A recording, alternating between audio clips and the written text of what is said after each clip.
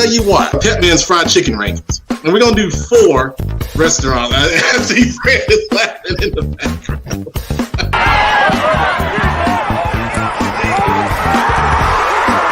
My sound off is actually about, I'm going back to the Panther fans. And you know why? Queen of CFI, sound off.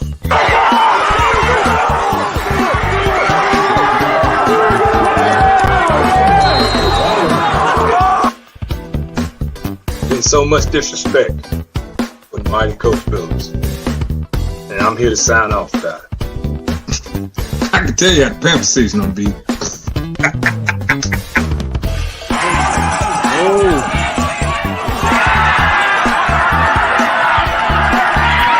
Oh, I got a rule in life, man. There are a couple rules I live by in life. One rule is never pass by Bojangles without stopping.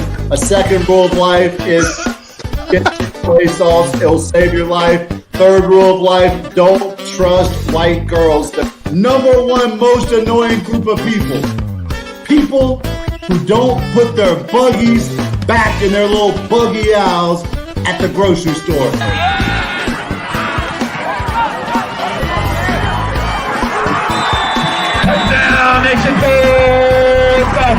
Where did I agree to get 211 text messages a day about the election? What did I agree to get calls every 7 seconds?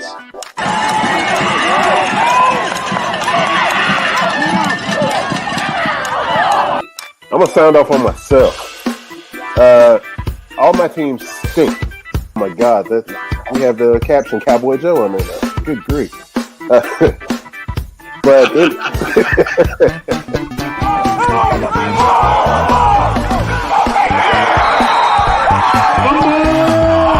Charlotte Football Insider Football Focus Weekly.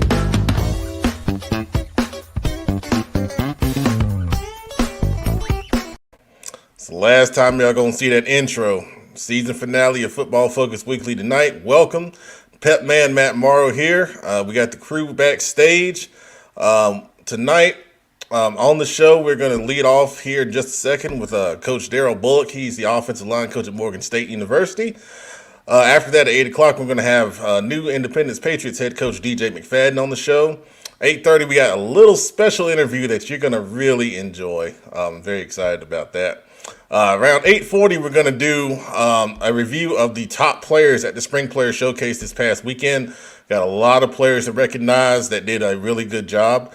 At 9 o'clock, we're going to slime. And then at 9:15, we're going to have a group talk retrospective about this past season that I'm sure that if you're a fan of the show, you do not want to miss. I'm going to bring up some memorable moments that, I think some of the guys might have forgotten about. That's going to be kind of interesting to see what they say about them. But anyway, without further ado, we're going to bring on our first guest. He is, as I said, the offensive line coach at Morgan State University. His name is Darryl Bullock. We're going to bring him on right now.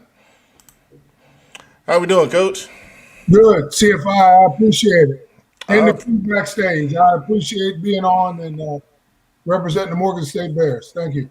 Absolutely. We appreciate you coming on, Coach. I know we got a holiday weekend coming up, so I know time is precious, but we definitely appreciate you being on this show right here, for sure. So, Coach, my first question for you is, we were just kind of talking a little bit. Camp season, it's the big thing now. We've gone a long time without, seeing our high school players on college campuses because of COVID-19. What kind of advice can you give high school players going into this very important time over the next 2 months? The fact that recruiting wasn't in person because of the pandemic and recruiting is opening back up on June 1st, young men out there can go crazy in the recruiting process. They got to be careful not to get camped out and go to too many camps. They can't forget where home is. They got to work out in their weight room. They got to work out with their players, and they can't run 6-7 different 40s at 6-7 different camps. All right. If you didn't have a junior season going into your senior year, yeah, that's a little bit of a disadvantage. But this current group of class of 21 had more of a disadvantage. So my advice is don't pick any more than try not to go to more than one camp in a week And my advice is to try not to go to more than 4 camps in the months of June and July. 4 camps total. Kids get camped out. They get hurt at camps. Many times, you're not wearing equipment at the majority of these camps. And everybody's trying to earn money. Yeah, that's some very good advice, Coach. And I tell you, there are kids posting their camp schedules on social media. Some of them are heeding the advice, and then some of them are doing camps back to back, like every other day, man. And I'm just like, I know they're. Go ahead, Coach. Here's part of it, Matt. So part of it is you go, say you're going to go camps back to back. It's one thing with UNC Duke and NC State right next door to each other. Mm-hmm. But to go from East Carolina and then come up to Morgan and then go down to App and do that in a 6-7 day period, you're not going to run your best 40. There's a chance of getting hurt, some kind of muscle injury, especially all that driving in the car. It just doesn't make dollars and cents to the young man's body. And even though they're young and they recover a lot faster than I do with my almost 30 years in the profession, you're asking for failure. And sometimes it's failure in performance. Other times it's worse. It's failure of the body. And then you're coming back to your head coach, your position coach, broke down. Not good. Exactly. Well said, Coach. So when are you guys having your camp up at Morgan State? Unfortunately, in the month of June, we're going to have a couple prospect gatherings, but they're only by invite. That's part of the state of Maryland, the city of Baltimore. We're in Northeast Baltimore, about 15 minutes from the Inner Harbor. We got to follow their guidelines, and then, of course, our sports medicine staff. So we weren't allowed to have camps until July. We didn't think July was a good month to have them. We wrestle with it. So we're having a couple prospect camps, but they're limited in number, and you will only be there by invite, or you come on a different date arranged through your high school coach or somebody you know on our staff. And of course, you have to pass the look test. If your grades are bad, because it's a really selected group. We're going to only have but so many on campus at a time. After we go through everything about Morgan State University and our beautiful 140-acre campus, the last hour, we will do intensive workout by position. So that is what we're allowed to do, prospect camp-wise. But we're not having formal camps like we were planning on having last summer before the pandemic shut it down. And then we were hoping to have this winter this summer. Got you. Okay. Does that make sense?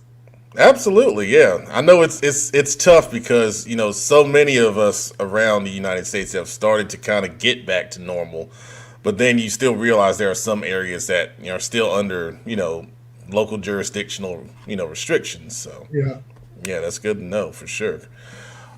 So like I was telling you before, we've talked a lot about, camps and players, and a lot of it's been about the skill guys. But you being an offensive line coach, of course, when you go into a camp, you're looking at the big boys. So what things are you looking for when you're recruiting an offensive lineman, and especially at kind of like a prospect camp situation? I've done that a long time. I love offensive linemen that play both ways if possible. And that depends on the high school program, of course. Smaller program, they might have to play both ways. Bigger program, they might not. But even if they play on crucial downs on the D-line or something, I love those guys because they understand how to bend and they understand how to use their hands. I love wrestlers. I know it's an old school sport. I'm not talking about the W.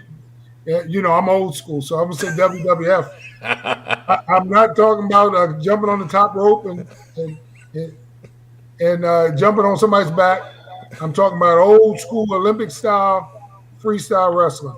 There's something about learning leverage, all right, and then second dip, All right, when you've stalemated with a guy who's of equal strength, equal athletic ability, that gives you an advantage on the football field, and it builds some toughness, some definite toughness. For my tackles, my offensive tackles, or the tallest guys on the offensive line, typically for me, I like basketball players. Okay. I like multiple sport guys. We have too many young men today. Again, here's my old school coming out, Matt. We have too many young men today specializing. They start specializing, and their parents start specializing at 6, 7 years old, and they get burned out. A lot of times, by the time those young men get to college, if they didn't do anything else, all right, they get burned out. They don't enjoy it. It's Right. much more of a business than the fun of preparing and playing the game. So I like multiple sport guys. I've had guys that started in lacrosse that were very good offensive tackles. I mean, you know, I'm a big fan of guys that play at least one other sport. The shot putters and the discus throwers usually understand explosion and get off. They're usually good out of their stances. So those guys as well. But I'm a leverage guy, Matt. I mean, my center can be 6'1" if he's very strong and he understands leverage and he knows how to shotgun snap and snap under center. For my centers out there, if you don't know how to short snap, shame on you. For my centers out there, or even my guards, if you don't know how to short or long snap, all right, then you're really not thinking about being that less than 1% that plays in the NFL. Good point. I mean, it just doesn't make any sense. You might not be the starting long snapper, but if you're a backup long snapper and reliable, and you started short snap on field goals and extra points, you can end up getting in somebody's camp and making the Carolina Panthers. You know, you got that star on your chest, Dallas Cowboys, whoever.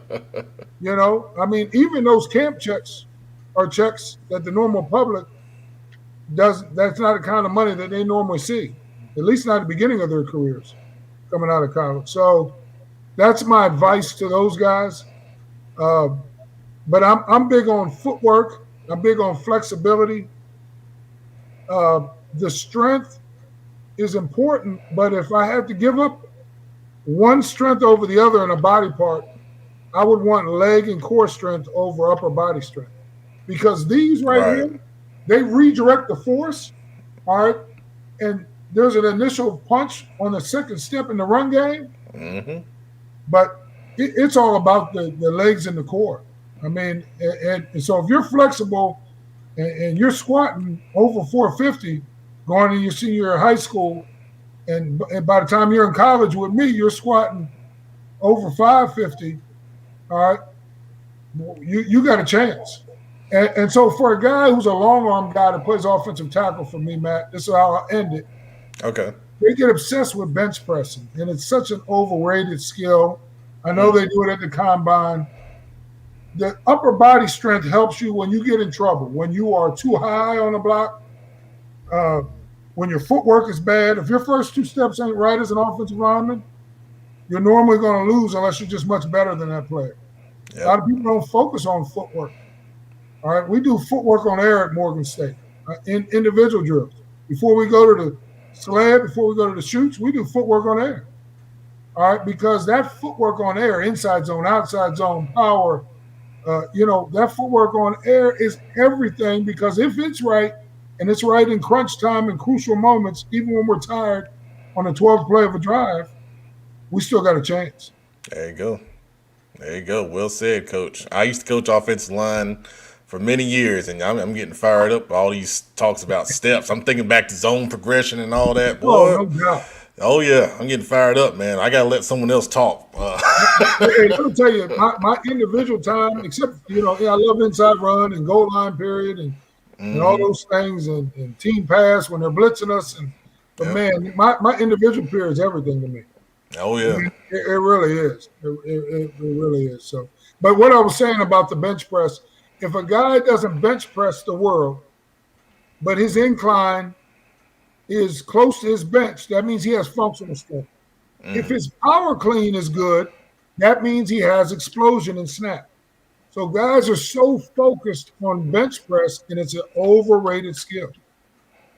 Wow. I mean, that's some great feedback right there, man. That is excellent. We'll be glad to, get that out there when we cut this thing up at the end. All right. I'm going to bring on Kenneth McClamrock, who I know you're familiar with. He's got a question or two for you as well, Coach. Coach Bullock, how are you, sir? Coach McClamrock, man, good to see you, man. Yes, sir. I appreciate you coming on. I know there's a busy time for you right now, personally. Yeah, it is. But the defensive line coach at Towson University, our first game of the year, this upcoming year, he doesn't give a damn how I feel. And he might know me, but when it comes to getting ready for a game, he don't give a damn how I feel. D-line coach at Tulane University, Coach McClamrock, second game of the year when we fly down to New Orleans, he don't give a damn how I feel. But I appreciate that because you and I, we stay in touch. We talk about some of your young men and the videos you sent me, so I appreciate that from you. Well, Coach, that's the whole idea of getting you on the show is we want to introduce kids and parents in Charlotte in the 704 to Morgan State and what you guys have and what you guys can bring to the table. And, Coach, I'm gonna stay on that same track. I mean, Coach, you've coached college football for as long as I've been alive, probably. You've been in the game a long time. Let's keep it real. I keep it real, Coach. But, Coach, I know that you started out coaching at Michigan and some other places. But, Coach, the majority of your time has been spent at traditionally HBCU schools. Coach, why is HBCU, why are those schools so important to you? What advantage do they bring for young people that's looking to go to college, that's looking for a place to call home? And why? What can you say to sell HBCUs to those kids and, more importantly, to their moms and their dads? Yeah, I didn't get recruited by HBCU out of high school. And I'm from Pennsylvania, and all I knew was Penn State, where I went to school, and that's where I wanted to go. And it worked out for me.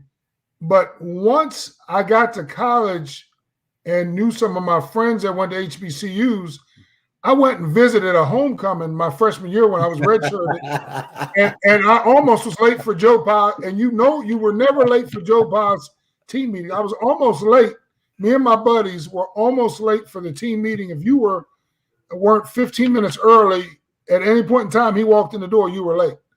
And so the seniors, they looked at us cross-eyed, but Joe Pa hadn't walked in the building yet. So we were okay, but we were almost late because we went to an HBCU homecoming. It was nothing like ours at Penn State. And not only did we fall in love all weekend, but we almost didn't make it back. So the atmosphere is so much different at an HBCU compared to a school like Maryland, like Penn State, like UNC, a school like that.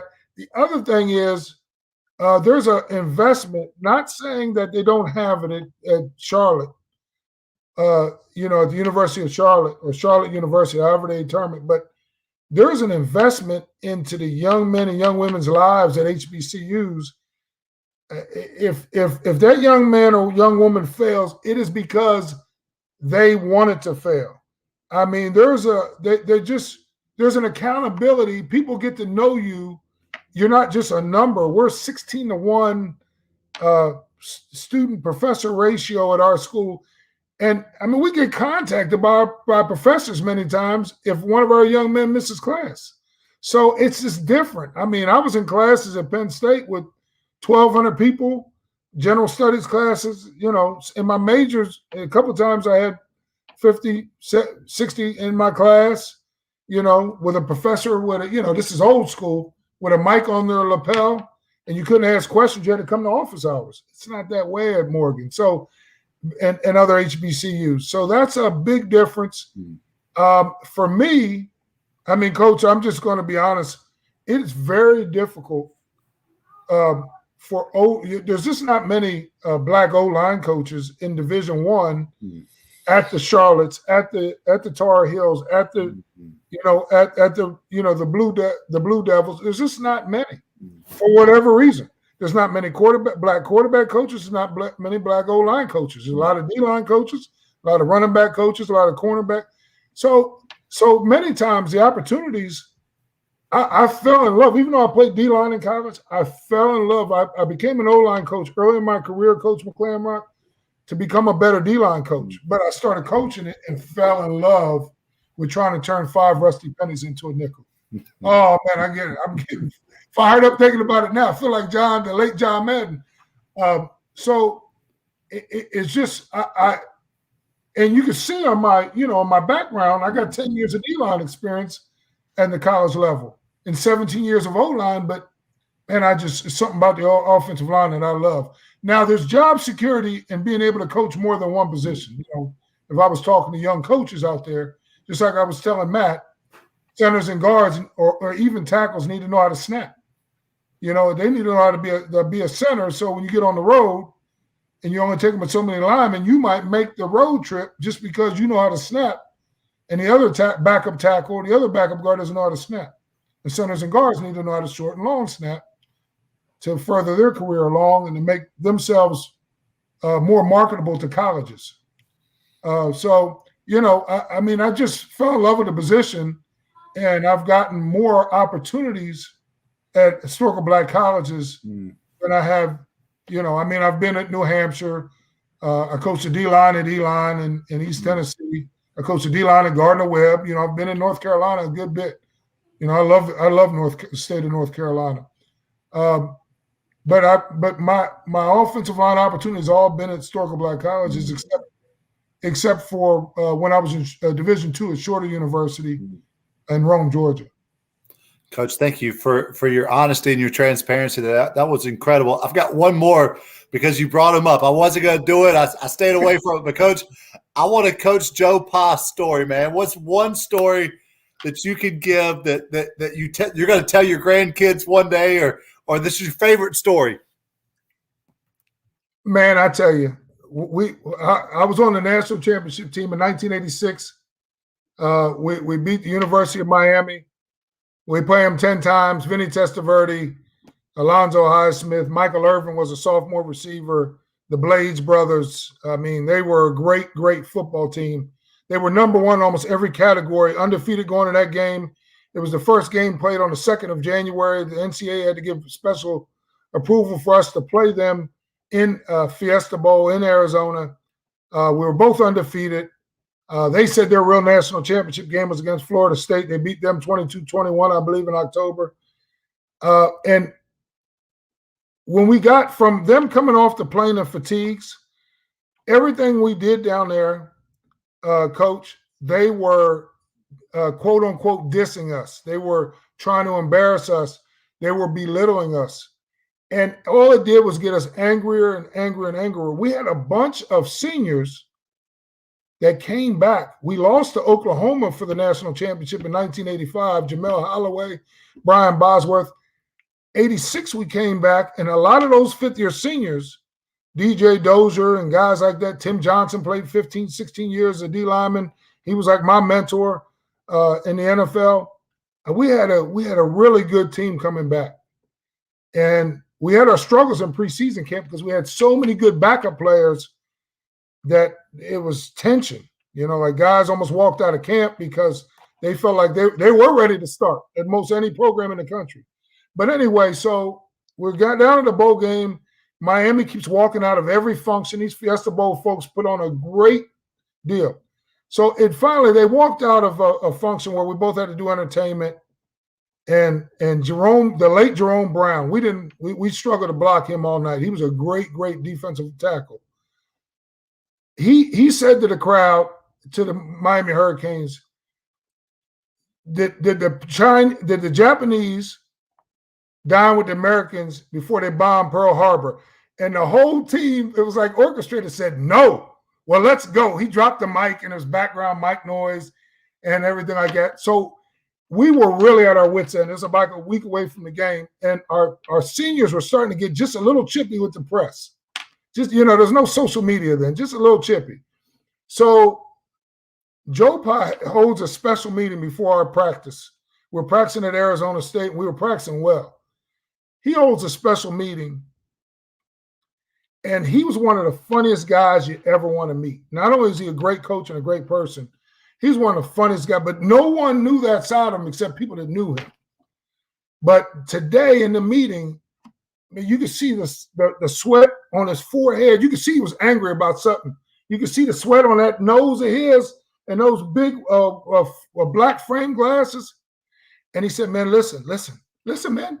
I know you're getting chippy. I get it, but we got to keep our mouth shut. We talk with our pads. Yeah, the black cleats. We're slow. No names on our. That's who we are. We can't get into this battle in the press with them. We can't do it. Let them keep talking. Let them keep walking out of functions. I'm so tired of it." He just went off. "I'm so tired of hearing about the Miami Hurricanes. I'm tired of the fatigues. I'm tired of them disrespecting our program. Nobody disrespects our program." He was losing his mind. And he said, "We're going to hit him." And, I mean, this is like a pregame speech. "And we're going to hit him. And we're going to hit him. We're going to turn 4-4 into 4-6. We're going to hit him. They're going to wish they never came on the field with." And, I mean, our guys kept their mouths shut the rest of the time. We were even more focused. And we did. I mean, it was 7 turnovers in the game. Wow. By Miami. I mean, the Heisman Trophy winner, Vinny Testaverde, had 5. Alonzo Highsmith had over 100 yards. He was the first back in 2 years, Coach McClamrock, to have over 100 yards against us. If they kept giving him the ball, he had 130 yards, I believe, they'd have won the game because we beat them 14-10. We had 5 interceptions, 2 fumbles, and the 1 interception set up our touchdown and put us, inside the +10, I believe. Shane Conlon, our great outside linebacker that played a long time in the Buffalo Bills in the league. But we just played just about mistake-free football. And then our late punter John Bruno died of cancer. He had an unbelievable night in the Devil Air. I mean, the sun, in Arizona, whatever what do they call the mountain? What do they call that in the atmosphere?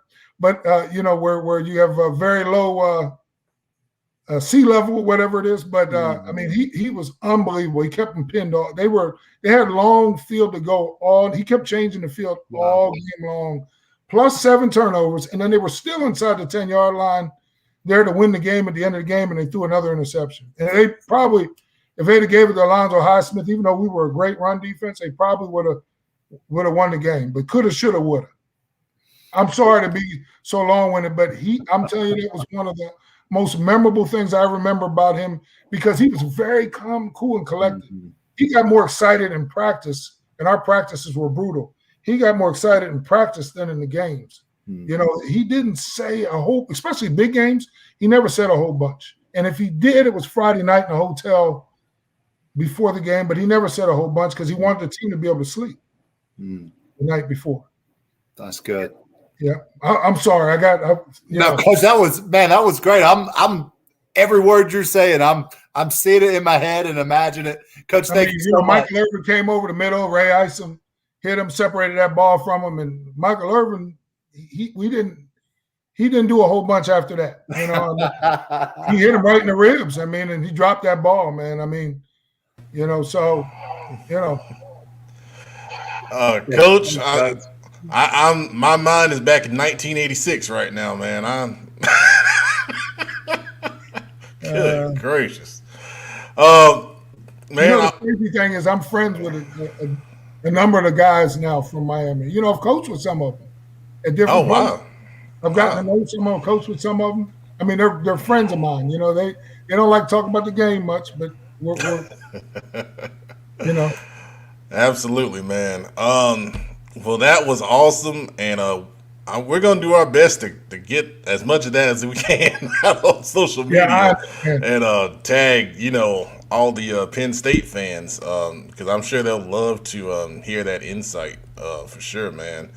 But man, that stuff you shared about offensive line play and camp advice. I know Kim has already put that camp advice out on social media, so. We definitely appreciate it, man. We appreciate the time tonight. It was very, very entertaining and a lot of good information was shared. One last thing I would say to offensive linemen out there on your highlight film, if you're doing a lot of twerking with your hands that gets called frequently by umpires and referees at the college level. If you know how to work your hips and feet when you're on blocking a defensive lineman or a linebacker, we're a lot more impressed overall than the torques and the slams, because that gets called a lot. So, and a lot of times offensive linemen don't understand how to work their feet and hips to the echo of the whistle. So a lot of times they send in this tape and they go, oh, I got 17 pancakes in this 4-minute, 15-second highlight. And at the college level, maybe 10 of them are holds, you know? Yeah, exactly. Exactly. Coach, thank you so much, man. And we'll follow up with you when we get going in the fall and check in and see how you guys are doing up at Morgan State. Hey, I look forward to it, CFI. Thank you. Thank you, Coach. All right. All right, man. All right, that was offensive line coach Darryl Bullock from Morgan State University. As you can tell, there's a lot of passion in everything that he talks about. A lot of great stuff that he shared about offensive line play, some great camp advice, especially about offensive linemen. We'll get that stuff cut up and we'll get it out as soon as we can to help you get ready for camp season that starts next week. All right, so now we go from one guest to another guest who's ready to go, and I'm going to switch my banners around. He is the new head coach at Independence High School, the tradition of the Patriots. Alive and strong, former Patriot himself, DJ McFadden. He's been on the show before as an assistant coach. We welcome him as a head coach. We're going to bring him on right now. Congratulations, Coach. Hey, I appreciate it, Matt, man. Appreciate it. How you doing? I'm good, man. How's it feel? Feels good. A little surreal at first, but you ain't got too much time to sit there and dwell in and be happy about it, you know what I mean? Get straight to work. So that's what I've been doing the past 2 weeks, just working, man. So you ain't really had too much time to sit there and relish in the moment too much. Absolutely. I know when I reached out to you, you said you had some things you had to get straightened out, and definitely understand that you had to, speak to your players, your parents, and get everything established that you need to get established as a new head coach in your program. So appreciate you, coming on tonight here with us to spend a little time and talk about, kind of the transition. So you talk about it being surreal at first. Who was the first person you told when you got the news that you were the head coach? My parents. It was my parents. They was there with me when I was in high school. They sat in those same stands and watched me as a player. So that was the first person I called. And then to be honest with you, the phone just started ringing on my end, so I didn't really have too much of a chance to pick it up and do all the other stuff, man. But yeah, I told my parents and my family first, you know what I mean? Those are the ones I care about the most. Them the ones that was there with me when I was a player and been there with me throughout everything I've experienced and throughout the beginning of the coach career. So those are the ones that I hit up first and kind of let know the news. Very good, man. Very good. So, of course, we all know that you're a former Patriot, as you said. Do you plan on bringing back any traditions that were there when you played back into the program? Just hard work and you know what I'm saying, and the pride and the effort we put into the program. I'm big on programs being able to keep that pride and culture that was a standard that was set there. My bad, I got my daughter here. Hey, you're good. You're good, man. But like I told the kids, when you go off to school, go off to college, man, you're going to be singing a fight song that's from 1940, you know what I'm saying? And they're not going to remix it. They're not going to do anything to it. So that pride and that standard and culture that's at these programs needs to stay in place. And that's what we plan on doing, just kind of restoring the hard work and the pride and the culture that Independence was built on. Absolutely. Absolutely. So I'll ask you, from afar, you've been at several different programs. Most recently, you were at Butler. You were at Myers Park, in that same conference with Independence. So you've seen, kind of what's been going on over there. Right. I know it's kind of early, but in your opinion, what is something that you really feel like you need to kind of change to put your stamp on the program? Like I've been saying since we came in, the program wasn't far off, man. When we looked at the schedule, like I said, the only game that kind of got out of hand was the Butler game. We were in every game. We had a chance to win every game. So right now, what we've been talking to the kids about is just identifying the things that killed us, kind of trying to identify in these first 30 days what breaks us, what causes us to lose focus, what causes us to, start forgetting assignments and things like that, and just getting away from little things. We also told the kids that, 95% of the games that you lost were probably lost Monday through Thursday. So just changing our culture, changing the way we work, changing the way we practice, and we feel like everything else take care of itself. Okay. All right. Very good, man. So in saying that, how would you describe your overall program philosophy? I know you spoke with the parents recently, and it's something that's probably that you is in the fresh front of your mind right now. Yeah. Again, we want our whole program just to be built on discipline and hard work. We feel like if discipline can carry over from the building down into our football facility, the hard work starts in the building as well. Carried down to the football facility, man. We just feel like everything as far as a whole and the culture and the program take care of itself, man. So we really just want to start with the discipline overall and then start with that hard work. Okay, good stuff. Now, coaching wise, are you set? Are you still looking for coaches? How's your staff looking? Yeah, we're pretty set. Right now we got 15 coaches. We able to bring in a good group of coaches I was able to put together. We kept some guys that was already on staff, feel good about those guys. We're in a good place right now with coaches. I did put out that we were looking to get a receiver coach in, but again, we love where we're at right now. We're in a pretty good place. And I know, bro, I don't know what's going on with it. You're a better man than me. I never had that problem. Nah, but we're in a pretty good place coaching wise, man, and like I said, we're not really looking for too much more. That's good, man. That's good. So the Queen, Cherie Glenn, is a former Independence grad, as you are aware. She's got a question for you, and I'm going to bring her on right now. How we doing, Coach? What's up, Cherie? How you? I'm good. First of all, congratulations. I appreciate it. So obviously you are a former Patriot, but outside of that, why do you think that you are a great fit for this job? Like I said, when I interview, just my ability to relate to the kids. I do like to consider myself a player's coach in the sense to where the kids know they can come to me off the field and we can chop it up and hang out. But once we cross that gate, it's work time. I also know as a head coach, you're only good as your assistant coaches. So I think my ability to actually have these guys that I consider older coaches than me that I've worked with before have the confidence in me to want to join me and help me do this thing was big as well. Baby girl. Appreciate it. All right. Thank you, Queen. Appreciate it. Coach, we got one fan that's very excited. Miss Karen Belk. She says, "Congrats, Coach. Let's win. Pulling for the Patriots for a long time." So she's definitely been on our show for a long time, and she's supporting you, and that's always good to see. We appreciate it. We appreciate it. We need all them long-time Patriot fans to come back out the woodworks.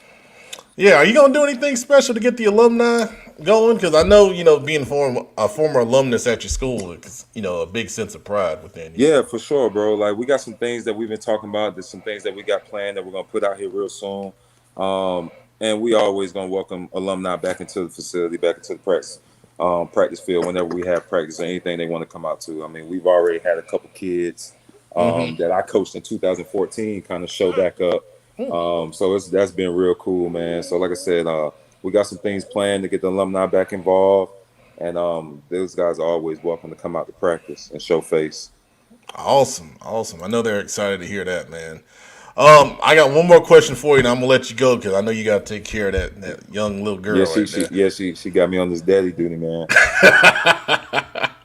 Have you spoken with Tom Knotts at all? I don't know, man. TK and technology ain't the best thing, man.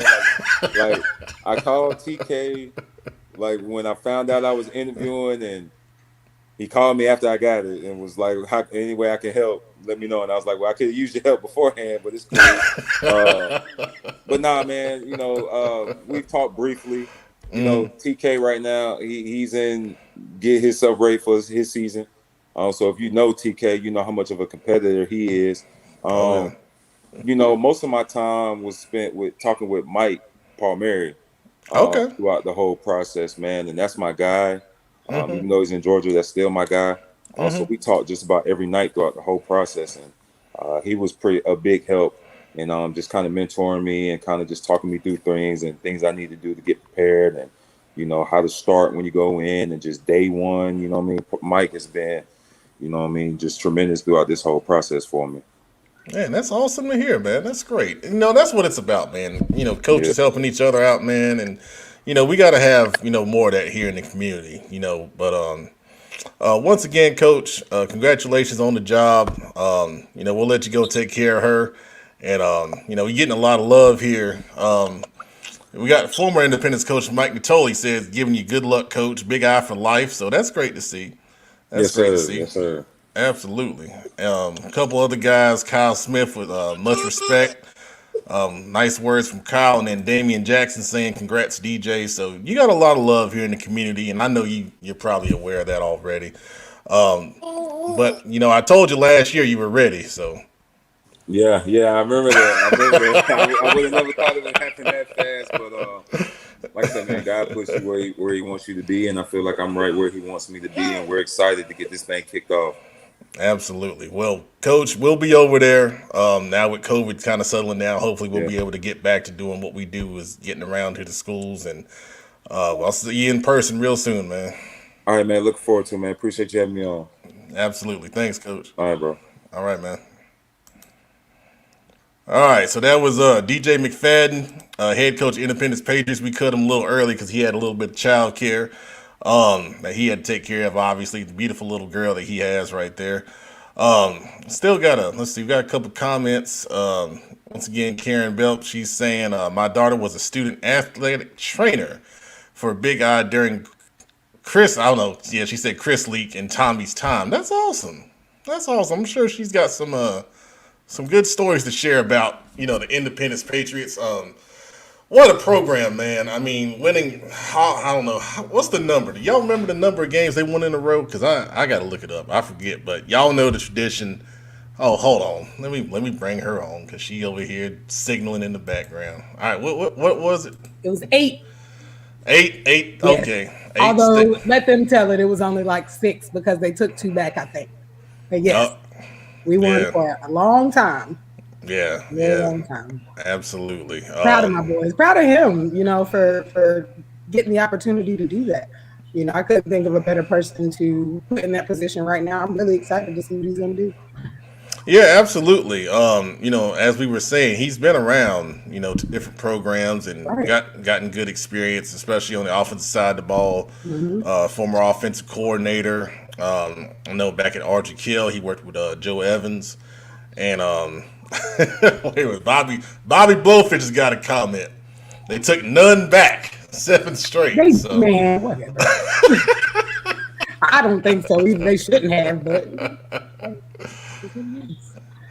yeah. If you guys remember when we talked to South Carolina running back coach Montario Hardesty, he was talking about when he was at New Bern playing Independence in the state title game and some of the frustrations that that they had. Fits, man. Oh, I remember we were at Harding in 2004. We were 5-0 going into Independence, who was 5-0.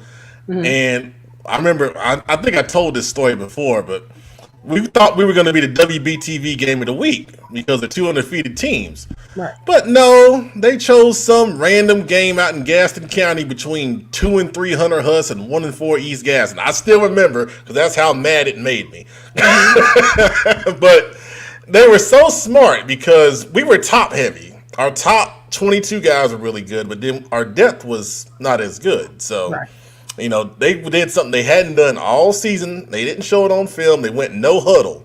They went no huddle on offense, and a lot of our good adjustments we would make, were kind of thrown out the window because we hadn't seen it. We hadn't worked on it, and they jumped on us, and then we made it a little respectable at the end. But yeah, that was and that was Joe Cox, wasn't it?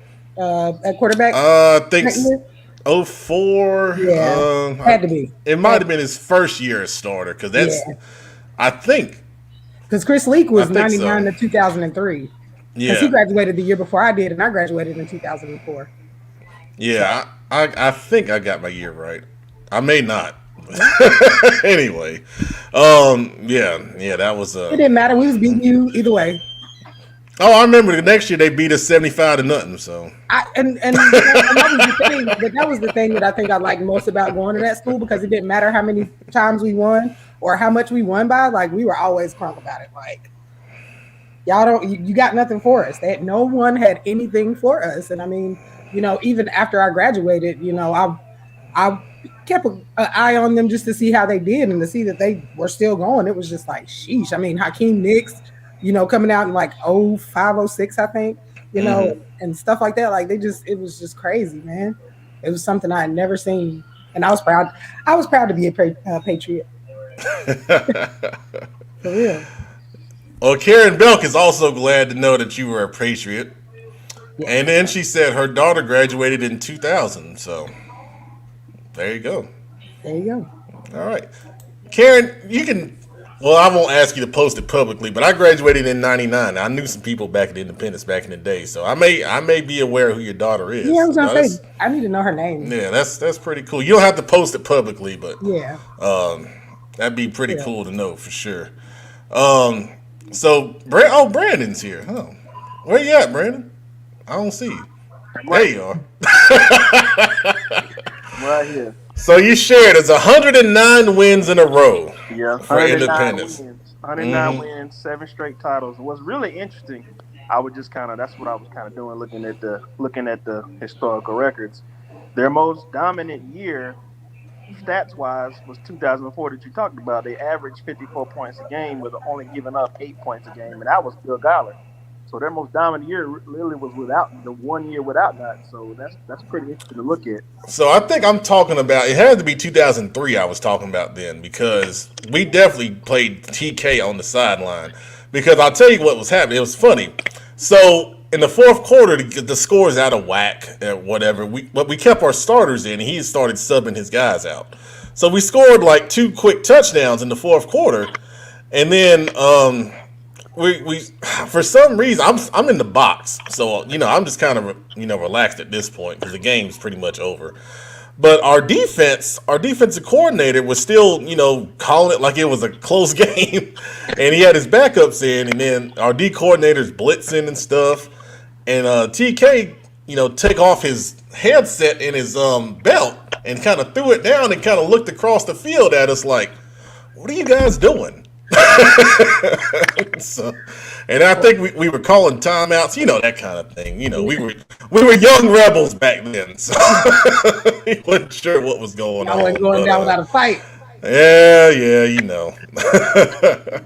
But it had to be. It must have been 03. Must have been 03 because we scored the most points anyone did on Independence that year, and we felt like we were proud of that, like we did something. Although it really didn't matter. If I'm not mistaken, that definitely was 03, the Harden 5-0 in that team. Yeah, I'm pretty sure that's 03, which is Chris Leaks. I was gonna say, so that was Chris Leaks, though. Yeah. He probably threw like 711 touchdowns that year anyway. So no, he did that to us in 02. Which is crazy, man. I remember that because we picked him off the first play of the game in 02. And we ran it back. We got down to the red zone, and no one stopped our red zone offense. We had a set that we always ran, but they were on it. They were the only team that scouted us so hard on the red zone, and we missed the field goal, and then it was on after that. I think that just made them mad. Right. How dare you? Yeah, exactly. That's an interesting feeling, man. You literally got kids in that program that graduated with never losing. They literally went ring to ring. Rings when they got there, never lost rings. Right. So literally, if they've been played in college, they probably didn't take that first loss in college too easy. All right, so Bobby's telling us that was Joe Cox in 03. I felt like it was Cox's first year at the quarterback position because I know that second year, the 04 team was the greatest team in North Carolina high school football history. You're right. That's Cox 03. So I think Leak was 99, 2000, 2001. 02 was Chris Leak's senior year, I think. Yeah. That's right. Yeah. But he had to have He had to have graduated in 03 because, like I said, he graduated the year before us.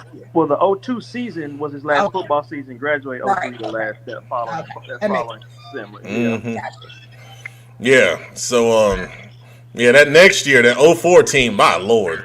I mean, best North Carolina high school football team in history. They came over to Harding, and when they got off the bus, you know how it is in the warm-ups. You know, you're warming up, and you tell the kids don't look at them. So we tell the kids don't look at them, and then all the coaches looked at him. Dang, he big. Good gracious. Was that Hakeem Nicks? Was Hakeem Nicks on that team? Yes. Yeah. So here's what it was. They were so good, they put Hakeem Nicks at tight end. He wasn't even at receiver. That's I mean, it wasn't fair. It was not fair. My goodness. That's some depth, man. When you got future NFL stars riding the bench. God, I'm nutty. But we're all pulling for DJ and hoping that he gets that program back to those glory days. And I know he's got a lot of people behind him. He's got, as he said, he's already got his staff lined up, which is great. I know he's got some good guys, lined up to help mentor those guys and let them know what Independence tradition and hard working is all about, like he was saying. So that's exciting to hear.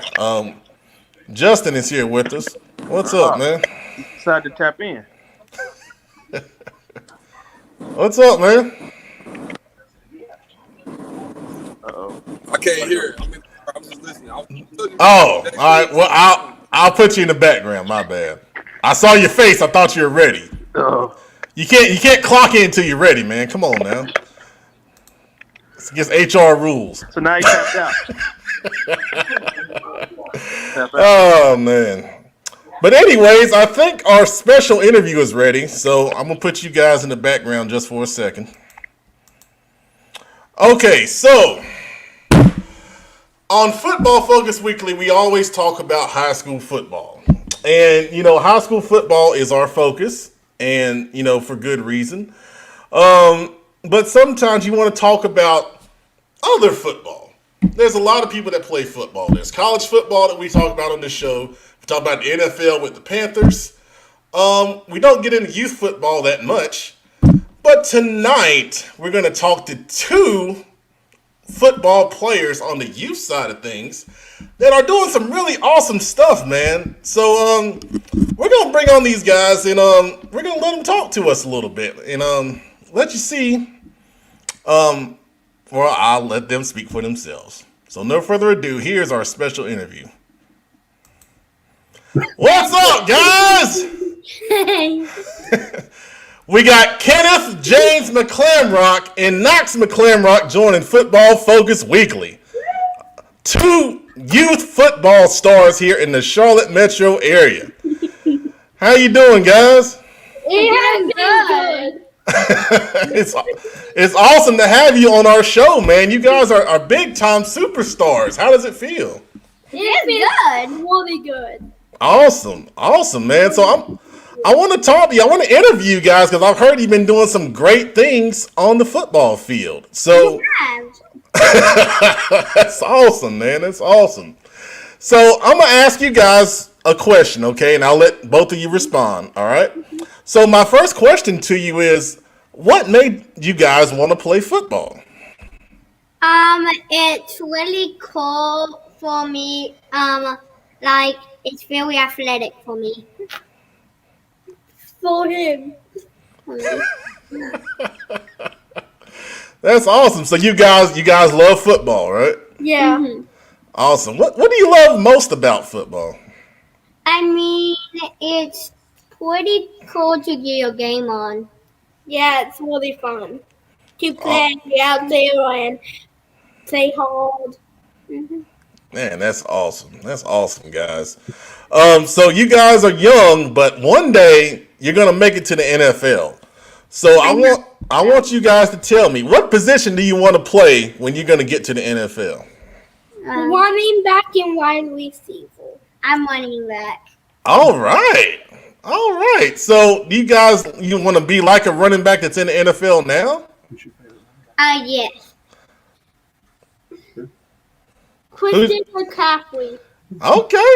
Okay. Well, you said you wanted to be running back and receiver, and Christian McCaffrey is exactly that. So that's a great role model to have. That's awesome, man. So tell me about playing on your team. Are you guys pretty good? Yeah. We the Seattle Seahawks also playoffs are they so good. They haven't lost once, and they beat us twice. Those were the only games we won. But we won 4 games. Oh wow, you're 4-2. That's awesome. 4 in a row. We won 4 in a row. 4 in a row. Oh man. You know, I coached for a long time. One year we won 4 in a row, but that's pretty good, man. That's pretty good. What's the best thing about playing on your team? It's really fun, and I love cheering my teammates on, and I love making new friends. Even if we're going against them, I'd say like have friends with them. And I still congrats them when they scored the touchdowns. Oh man, that's awesome. You guys got like a touchdown celebration? Yeah, handshake sometimes. What's the handshake like? I forgot it. Not consistent. TV. Oh, that's awesome. That's awesome. I love it, man. All right, so you guys are obviously big-time football stars, man, and that's great. But I want to ask you one last question, okay? What is the best thing you can say about your dad? Hey! You better not be talking about my dad on all tell my dad. Did you put this on here? Did you? Dad. Okay, so my favorite part about my dad is he inspires us to cheer for players and give them a good cheer on. It's just really fun playing on the football team. Oh man, that's awesome. That's awesome, man. Let's see. We've got a couple of comments. Oh, I got a question from one of our viewers. Okay, I'm going to ask you guys. Are you guys Panthers fans? Yes. All right. Yes, that's awesome. Only friends. That's awesome. But in our flag football league, we have to go get some. We beat them.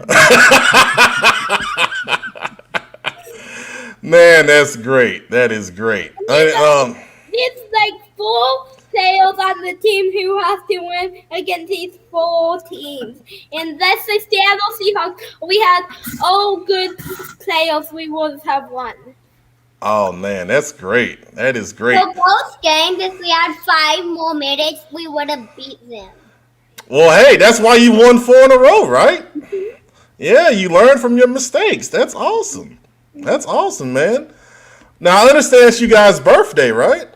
Yeah, it's too late. All right. How old are you guys? 8. 8? Oh.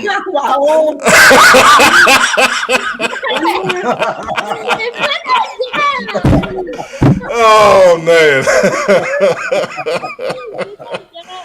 Oh, that is great. That is great. Well, from all of us at Charlotte Football Insiders and everyone watching out here, we all wish you guys a happy birthday, man. Thanks. Thank you. I Thank really you. enjoy it. Spending time on this football league show. We enjoyed having you, man, and happy birthday, and I hope you guys got some cake and all that good stuff. We got cupcakes. Cupcakes, all right. That's awesome. That's awesome, man. Well, Kenneth, James, and Knox, thank you guys for being on the show, and hopefully when you get to high school, we're gonna have you on here, and ask you some real serious and tough questions.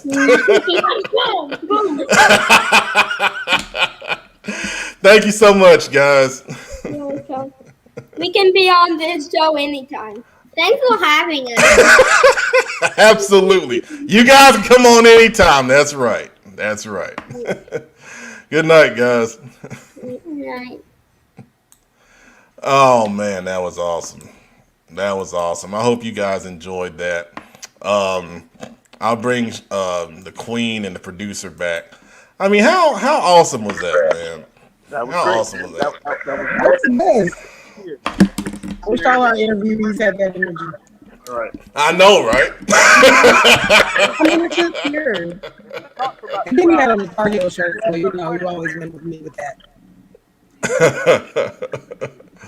Oh man, that was the best interview we've done all season. That was great. That was absolutely great. All right, I think their dad is ready. Let's bring him back. I don't think I've ever seen them that nervous in my life. Oh man, they did great. They did great. Man, that was awesome, man. All right. We're a little ahead of schedule, but we're gonna keep rolling. So the next thing we're gonna talk about is the Spring Player Showcase. And I'm gonna get that on the screen here right now. Because I got a lot of kids to highlight from this past weekend. So y'all just bear with me and we'll get that going.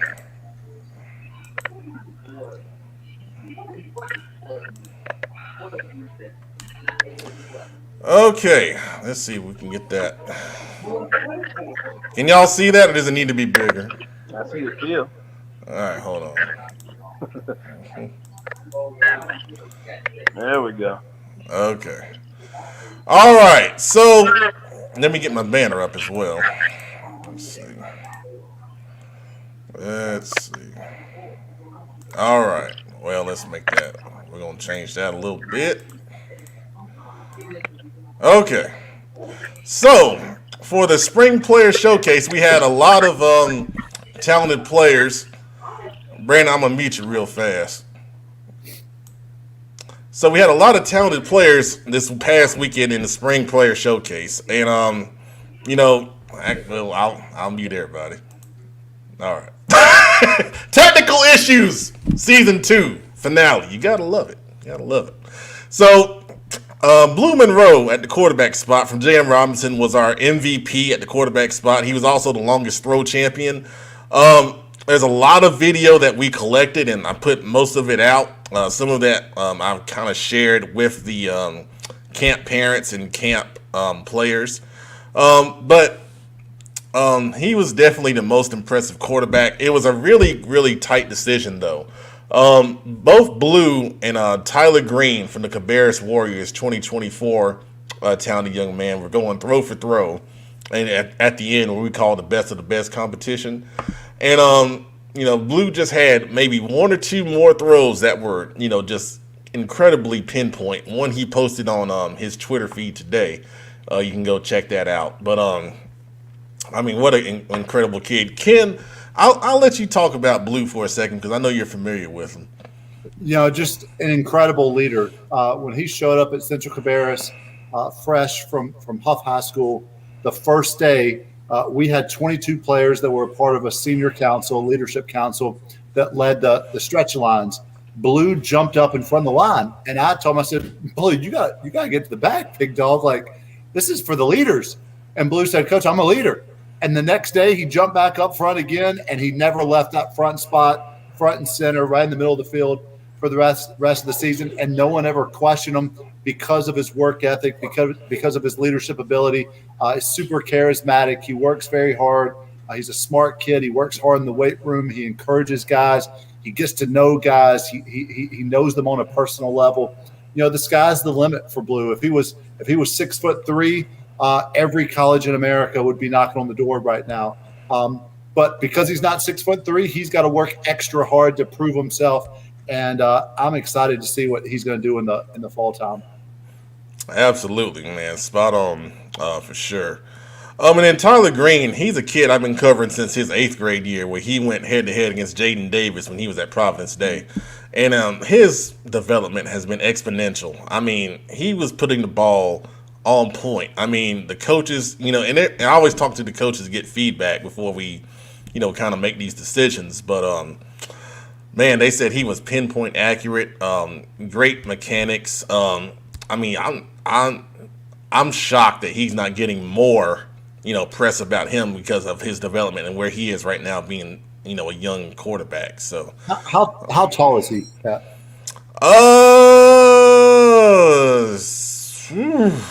I had to look it up. I would say he's at least 6 feet, though. I'll say he's at least 6 feet because he was good size, already in 8th grade. So, I'd have to double check to be sure. But yeah, two really good quarterbacks, and they were definitely the top two, at the camp. And then running back, Xavion Turner-Knox from North Mac, he was all conference in the IMAC. He came out there looking like a grown man, literally. And, he was probably the overall MVP of the camp. Just, incredible skills running the football, and then really impressed catching the ball out of the backfield. On the short routes, he had good change of direction, caught everything that was thrown to him. Interviewed him recently. He said he got prepared for the camp and worked on, his pass catching. And, it's great to see that kind of work ethic. And, at a school like North Mac, you always, talk about, is he going to go somewhere else? And I don't get that impression at all. He's very grounded.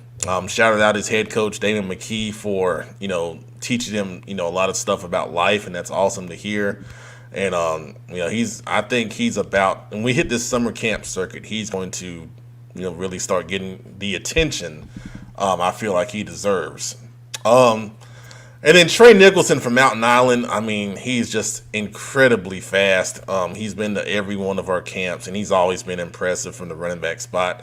No linebacker can stay with him. As a matter of fact, after he caught about 8 passes at the running back spot, I said, go over there with the wide receivers. There's no point for you staying over here and continuing to do what you do. But, incredibly fast, lightning in the bottle, on the smaller size. But after the camp, he did get an offer from Elizabeth City State, which was great to see. He's going, yeah. And this next young man, I hope I say this right, Cameron Reed from Forest View, also picked up an offer from Elizabeth City after the camp. Great numbers in the combine. If I did a composite score, he'd probably be top 5 overall. He performed well across the board. Really, really great looking athlete. Really an under the radar kid. Elizabeth City was his first offer, and you look at him on film, you're like, how is that possible? This kid is, he could play either receiver or running back. I'm not sure exactly, where he's going to fit, but he's got the size for either one. And here's Joe pulling up with the information. Like the car, the Camry. Oh, thank you, Camry Reed. Thank you. He also plays quarterback for Forest View, so there you go. Joe, you got to come on the show, man. You always sneaking in, man. You got to come on the show. Come on, man. Aaron Billups is coming late. That's okay. We'll address that when he gets here. And then Carmelo Best from Ashbrook. We had such a good group of running backs, man. All 4 of those guys, extremely impressive, man. Really, really talented kids. At the wide receiver spot, Caleb Patton from Mountain Island was our MVP.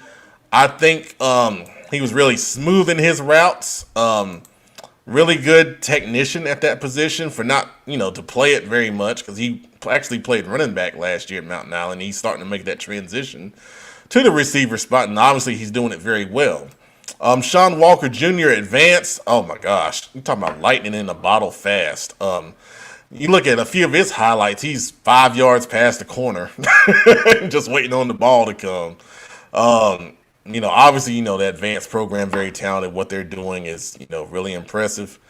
DJ Austin, just fresh off the Queen City Senior Bowl, he couldn't get enough. He came to the camp and did well, as I would expect him to.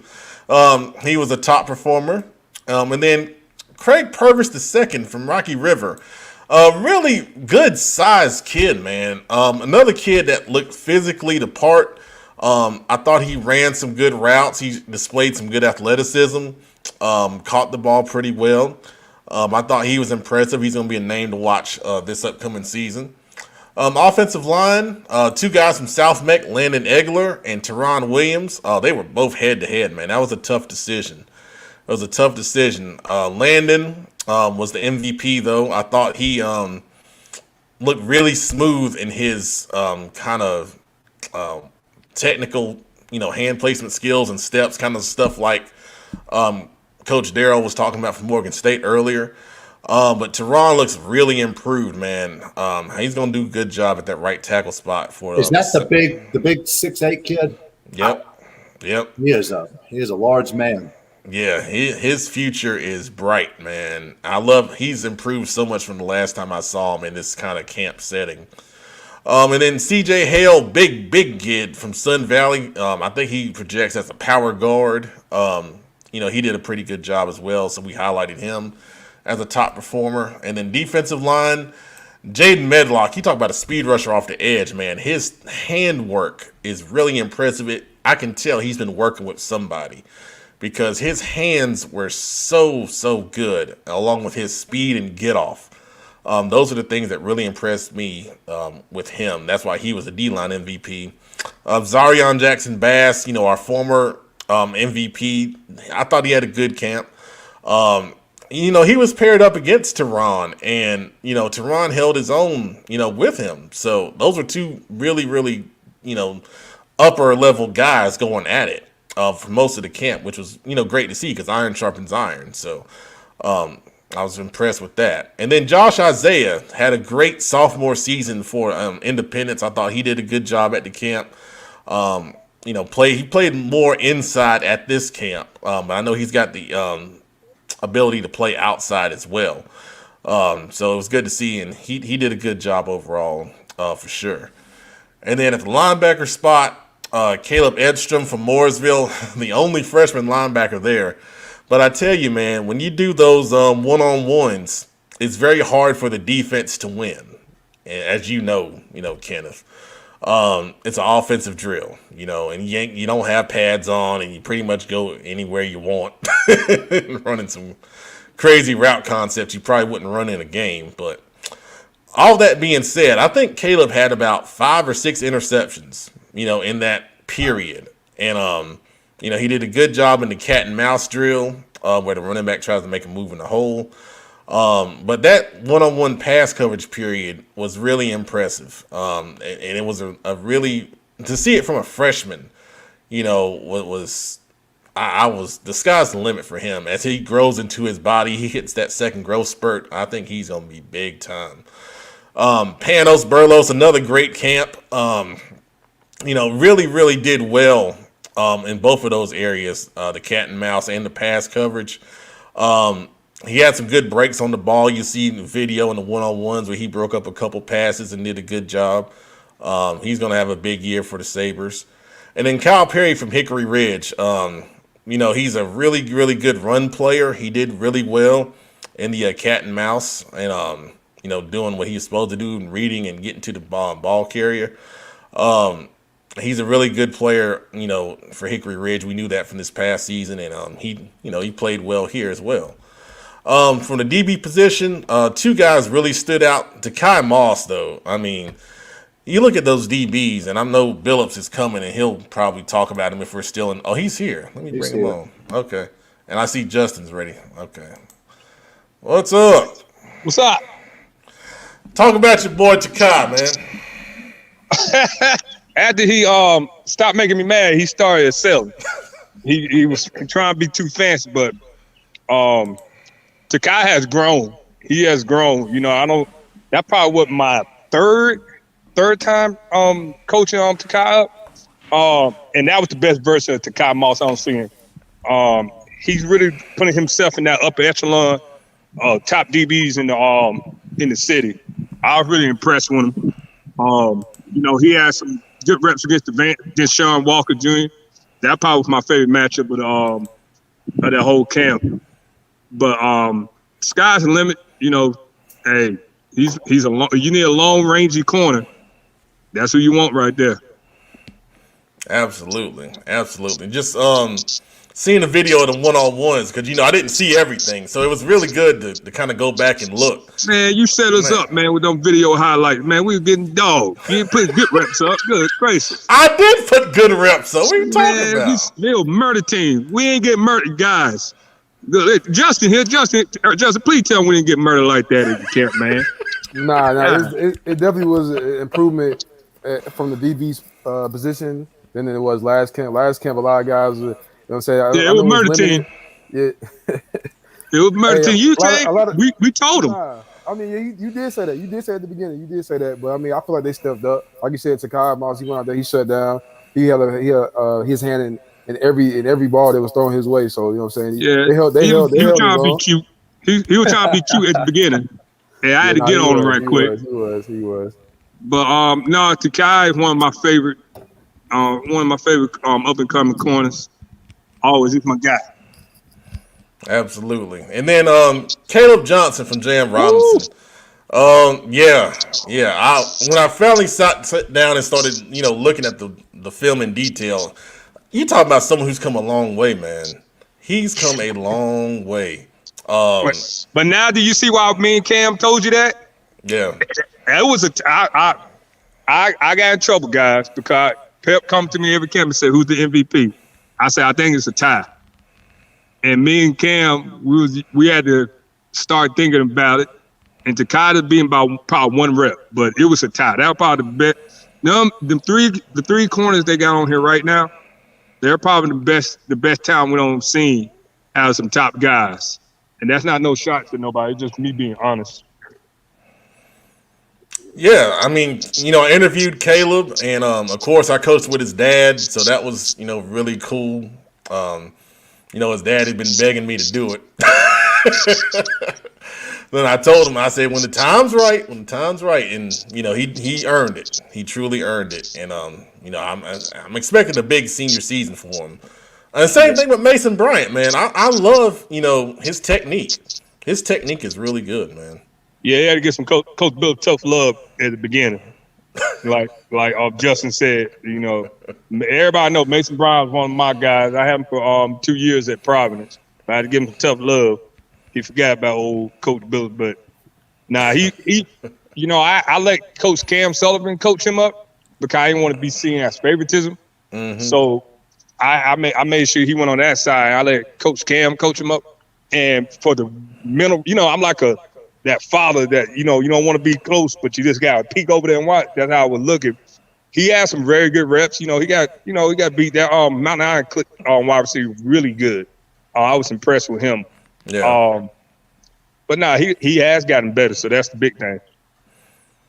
Yeah, and then our kicker MVP, Jack Rouse from Charlotte Catholic, really made some good kicks. And Coach Zeidman, who runs our special teams program, he puts those guys through the ringer, man. They go down on the lower field for most of the practice, and man, he sent me some stats that I don't even know how to interpret them.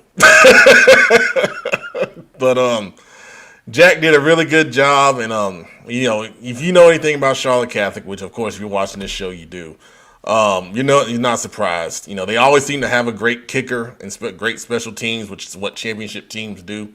And he went out there and represented the Cougars really well. And then Bennett Williams, once again, Queen City Senior Bowl player. Okay. What was that? I'm glad this is the season finale. I'll just say that. All right. Bennett Williams, Queen City Senior Bowl punter and kicker, apparently didn't get enough. Wanted to come back. He came back and he did well, and punted the ball well, which is what he's known for. And he was the best punter at the Spring Player Showcase. So then we had honorable mentions as well because there are some guys that I thought did really well, just kind of walking around. These are just my observations of guys that I thought did great, and they've got some bright futures. And at the quarterback spot, Carter Elkin, Jarek Patulski, and Elijah Tillery. 3 2024 guys. These guys are the future of the quarterback position in the metro area. And, man, we got some guys that can absolutely spin it, man. I mean, Elkin is a classic pocket quarterback who's going to be big time. I think the same thing with Jarek at Olympic. He's going to have some athletic guys to throw to in his future. And then Elijah Tillery, I'll be honest with you. I didn't know much about Elijah until this past week. And I was just kind of scrolling, through my timeline. And he had said that he, missed out on going to another camp. So I sent him a message. I said, hey, do you know about our camp? And he was like, no, but I'll be glad to come. And he came, and man, this kid is going to be huge, man. He's already 6'4" and a half. 2024? 2024. Yes. Ooh. Yes. He's going to be a problem. I like it. He threw a good ball. That kind of makes sense. Everything makes sense now from what I saw the camp. It all makes sense. Yeah. He got a bright future then. Yeah, he's going to be big time, man. He's going to do some and he's been invited to some Power 5 camps this summer already. And, with that size and that frame.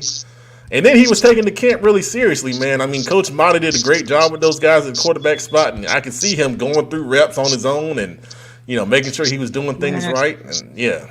Hey, Pep, I love you. You got a mistake right here. Oh, who is it? And Terrace not 2024. Oh, what is He's 2022. Is it? Oh, well, good Lord. Well, I will fix that before I send it out. Well, because I was getting ready to say, man, he looks good for a 2024. I'm about to call him. Oh, no. I'm about to call him. I'll call him Jonathan Jones. Well, I'll get that fixed. I hadn't sent it to the college coaches yet, so I'll get that fixed. Oh, man, my dog, hey, don't do my boy like that. He's a dog. But hey, he looked good, man. He looked good. I mean, that running back group was just so talented. But he was a part of a group that looked really good.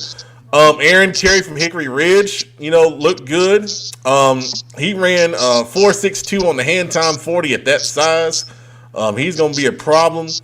And I'll admit this, Levante McCorbin from South Point, he got on the radar at this camp because I did not know him. But we know South Point runs the ball a lot. And, man, he showed some things in that cat and mouse drill. You guys got to go, and I'm going to post the roster with numbers so you guys know who you're looking at. But he cut up a couple of those highlights. Man, he juked somebody. It was nasty. Man. He's a good-looking kid. Amari Hakeem from Independence, he had a nasty run on that same drill. And then Malachi Morris, he looked really good from Myers Park. We had a deep group of running backs, man. The running back position in this city is going to be really impressive over the next couple of years, man. Really good-looking kids, man. Reggie Taylor from Mountain Island, Billups. This was number 6 at the receiver. I thought he he ran some really good routes, and he caught everything that was thrown to him. He looked. I like him because he was not doing camp routes. He was running actual game routes. Yes. He was not taking too much time to set up. Mm-hmm. So he got my respect. Yep. And then Christian Clemens was number 13. Mm-hmm. He was with the dreads. Yeah, he was fast. Fast. And they told me coming into this he was going to be fast. And he looked good, man. He looked good. He looks like he's going to be a good slot receiver in the future. What year is he? 2023? 23, yep.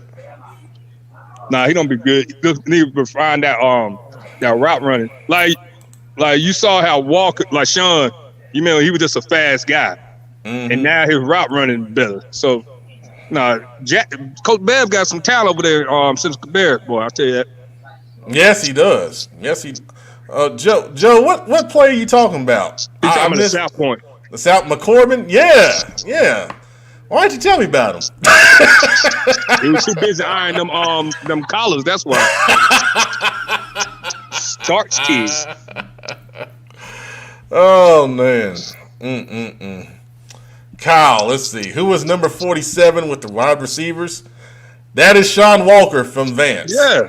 That's Sean Walker. So, I got to get a roster out with some numbers so you guys know who you're looking at. But it used to look good when you got Blue Monroe throwing dimes like that. I told Blue to stop. I said, "Can you stop? You're making me look bad, man." He dropped one in the bucket, man. He posted it. That one, at the in the back of the back of the end zone. Mm-hmm. Yeah, I think you heard me say, "Who threw that?" And his mom said, "Blue." I feel Oh man. Respect to that pair. I like that pair. I like the Monroe. They're some good people. I like them. Oh yeah. Offensive lineman Brock Haynes from Mountain Island. He played left tackle in the 1-on-1s. He looks good, man. I think he's 6'5". Good size. Good footwork. And then Jackson Barnett from South Meck. South Meck. Hey, Joe better do something this year. That's all I'm gonna tell you. Hey, no excuse no more. Hey, I love the Sabres. Hey, he said the culture's changed. He said his culture's changed over there, so I believe it. They came out and they really did a good job. Oh yeah. At the D-line spot, Deshaun Miles Jr. He on his Twitter, he posted a nice little spin move he had in 1-on-1s. 2023, I think he's going to project to play, some college football for sure.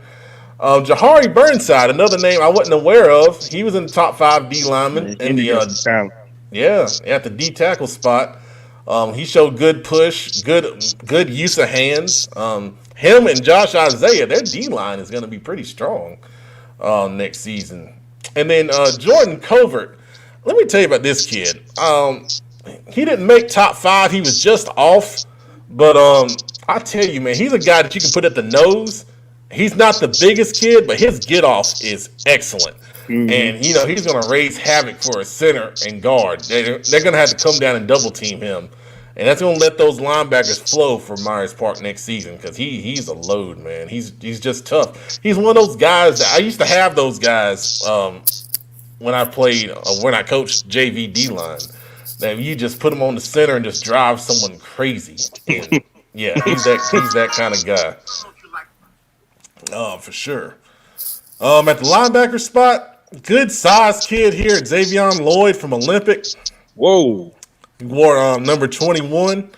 And then Dylan Smoot, last year at Olympic, he played with his hand in the ground. What is going on? Yep, 2022 kid. We'll talk later. And then Jaden Kibler from Central Cabarrus. Kenneth, are you Kenneth's still here?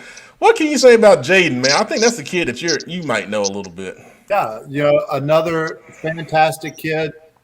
He played JV as a freshman for me last year. This most recent season, he started on the varsity as a sophomore. Just is a tremendous work ethic, a great kid. He's a super smart kid. He's going to do everything that he's asked to do. Yes, sir, no, sir, coachable. Look for that kid to be a big-time player in Cabarrus County football for the next 2 years. Yeah, I liked him, man. He did a really good job, especially in the cat and mouse drill for sure, man. I love his work ethic. He always wants to get better, man. You put that Kenneth McLaren Magic pixie dust on him, and you got his mind right. That's a reflection of leadership right there. Good job, Kenneth. It's Coach Bev now, but I stopped by the school the other day. I love this guy. I painted a football field in my yard for the boys' birthday party this weekend, and Coach Bev let me borrow a striper. But I stopped by; they were finishing up workout. Jaden was in there. As soon as it ended, he came over, gave me a hug. But I mean, he was just drenched in sweat, and that joker is never going to leave a workout not drenched in sweat, giving you everything that he had. Just a tremendous young person. Absolutely, for sure. And thank you, Kenneth. We'll bring Joe on. What's up, man? Uh-oh. The collar sharp. Check him out. And he muted. And he was muted. Collar sharp muted. Woo! I'm glad you made the season finale, man. I'm glad you made it. Oh, we too little for him. Big time over him. Him and his collars. I'm just glad to see you, brother. Family first, man. Family first. You know how it goes. Family, college, and us. Absolutely. Thank you, Billups. All right. Finishing this up. God, I'm nutty.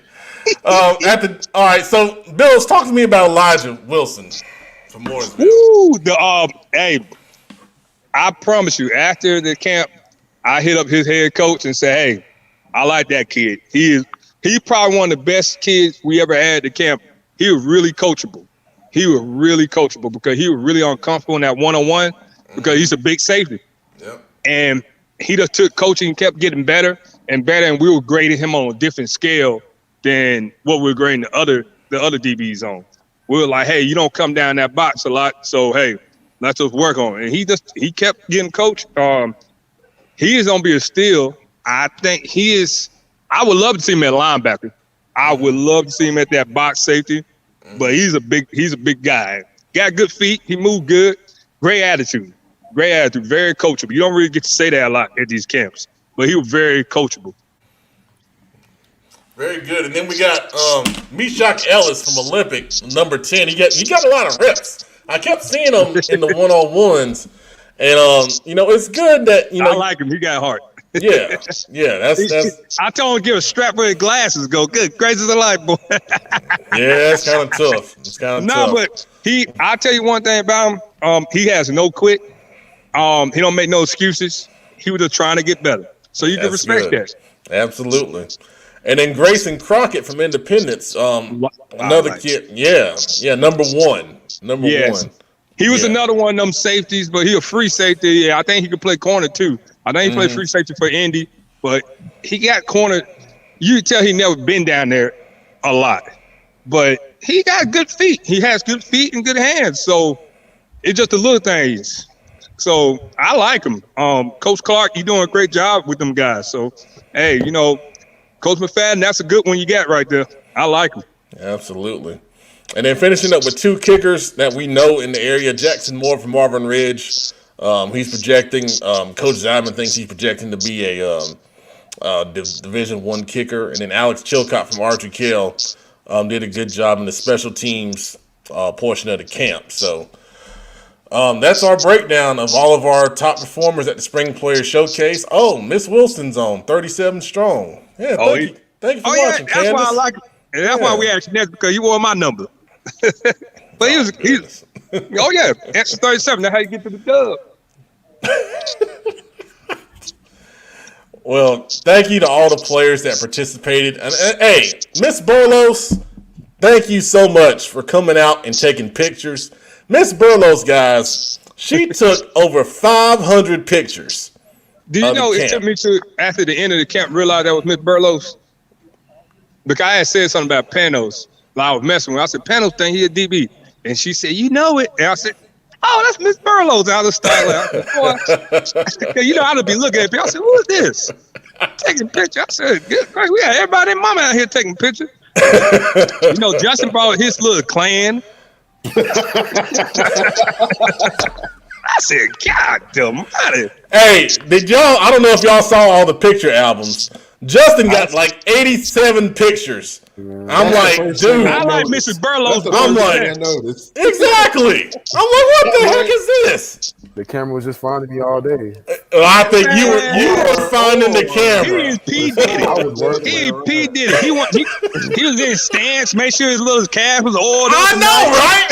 Who is this dude? He rubbed baby oil on before taking that picture. I said, what is baby oil on? He said, he got that smell. I said, this boy out here tripping. Joe, he was out there camera shop.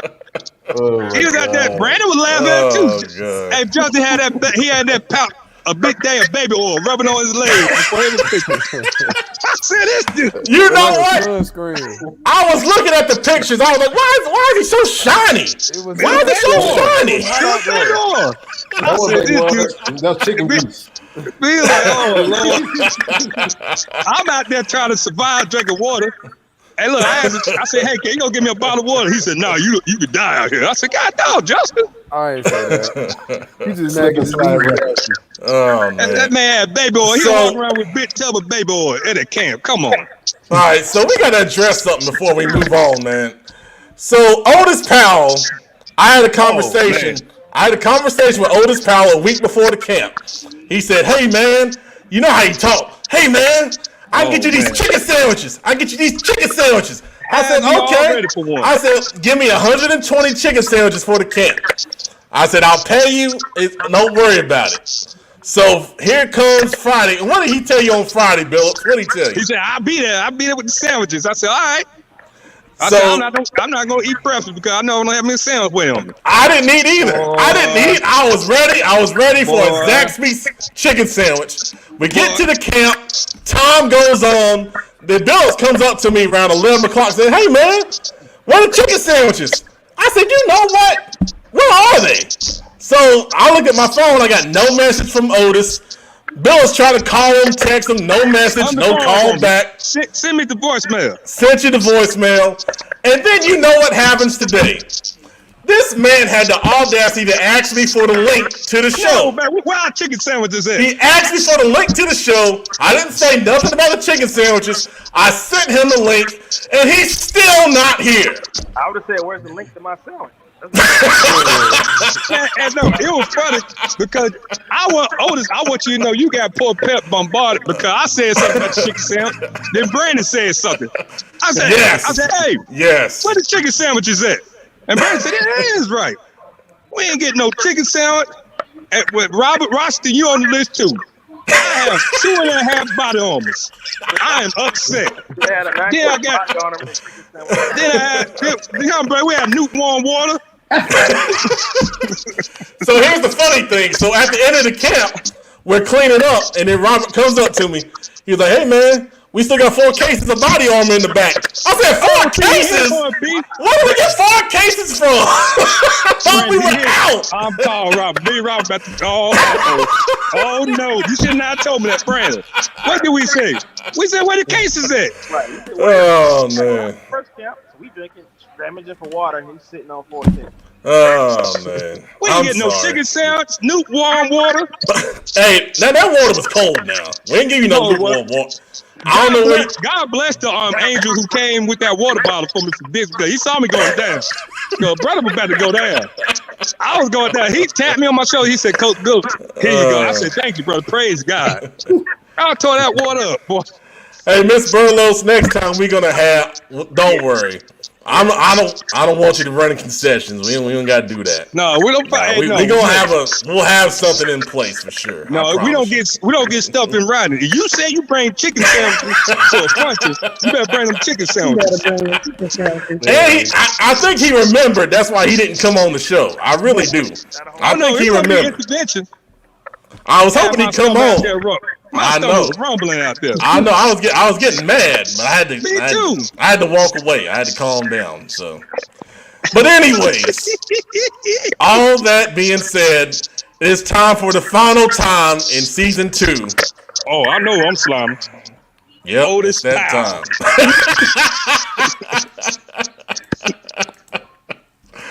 Oh man. Last time, Kenneth. It's my last time calling you Kenny, too. You guys already know what time it is. It's time to call out the knuckleheads of this world. It's time to call out the crazy woman when I'm driving in driver's ed today and my little girl puts on her left turn signal and she mirror blind spots and she starts to slide over, and then all of a sudden you crazy woman with glasses and a tattoo down your left forearm who ran over the double yellow line to cut around her and then slam on the brakes. And then when we pulled up beside you 300 yards later, you wanted to scream out your window and holler and act like a fool at me. We're getting ready to slime people like you. We're going to go ahead and start with my man, Joe. My man, Joe, he's been busy working for a living late at night, running to all kinds of games. So, Joe, we're going to start with you. Who are you sliming tonight?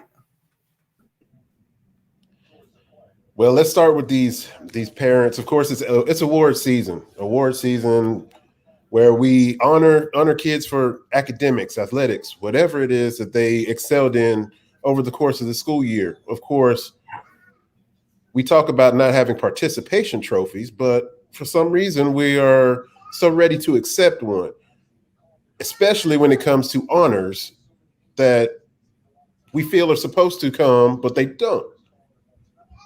Not everyone's going to get an award. Not everyone's going to be recognized. It's just a fact of life. We have to accept it. Just accept it. what a great and powerful lesson it is to learn how to lose and learn how to get better from that. Just this past weekend, my boys said they had won 4 in a row. They lost their first game. They won 4 in a row. They had a rematch of the only team that beat them, and my boys were so looking forward to getting revenge on this game. They had the ball with less than 2 minutes to go inside the 10-yard line. It was first down and 4 straight plays, incomplete passes, and they lost. They lost 12-7. So if they would have scored, they would have won. And, my little boy, the one in the Carolina shirt, was just bawling after the game, and not to call him out because that's not the purpose of it. But he was just so upset because he had poured everything into it. And there was so much of me that wanted to go up and give him a hug and all that stuff, of course, that I did. But there was such a valuable lesson that he learned in that. And he talked about how much he hated losing and that he never wanted to lose again. And when we got home, he went outside and he practiced football even more because he felt like he had let his team down because he wasn't able to score a touchdown. He scored, between him and his brother, they've scored every single touchdown except for one and every single PAT except for one this season. But it was such a lesson learned for them. And there's so many lessons that we can learn when things don't go our way. Thank you for that, Joe. The illustrious, what you got, man? I know you're getting ready to slime. Be easy on OP, man. He's a good dude. Man, slime Otis. I love Otis. He just don't play with me and my chicken sandwich. That's all you gotta know, Jack. That's all you need to know. Do I want to be funny? Do I want to be serious? Let's be funny. Hey, I'm gonna slime people who are at places where you got your children and they want to drive fast through a parking lot. Let me tell you something. I almost took my shoe off and threw it at somebody's mom's car today because they about took me and my princess out. And y'all know Coach Bills don't play with princess. He be ready to fight. I was just trying to get out of swim class, but they in too much of a hurry.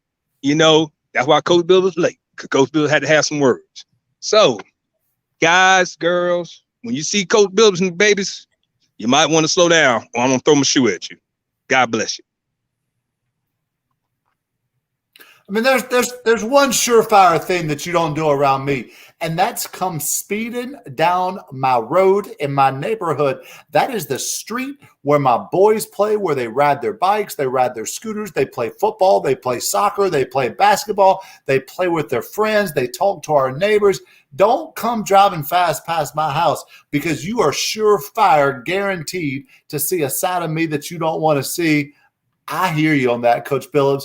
And I don't think I've said this yet publicly. I know I told you privately, but, kudos to you, sir.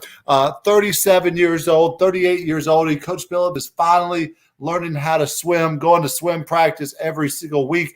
Not all men can jump into a pool with floaties on and a bunch of little kids. So, Coach Billups, man, the warrior spirit runs deep with you.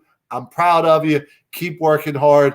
And I know I have faith that next week for lesson 3, you're going to stick your face under the water. Go, Coach Billups. Let's see. The Queen, Cherie. Who are you sliming this week? I think I'm going to slime the Phoenix Suns fans.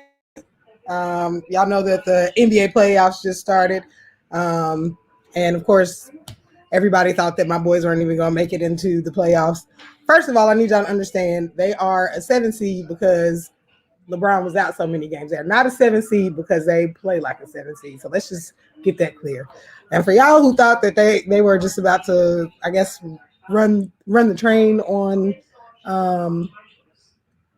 the Lakers, I'm sorry, y'all. Y'all need to know who y'all playing against. Y'all already know what it is. So hopefully they don't win in 5 the way AD claims that they will, but hopefully it's just a good series. Is it true that if you follow LeBron James on social media and you scroll down and you accidentally touch his picture, is it true that he falls over, or is that not true? I heard that he fell over even if you just touched his picture on the screen. Producer Brandon, the alternator. Who are you sliming on this week? I'm a piggyback on the Lakers Sun series. So I actually got to slime. I'm a slime my own team, the Lakers, for dropping that game one. They won game two, but I feel like a little bit better play. They should be up 2 games, man. I don't care if Phoenix is a 2 seed. You know why?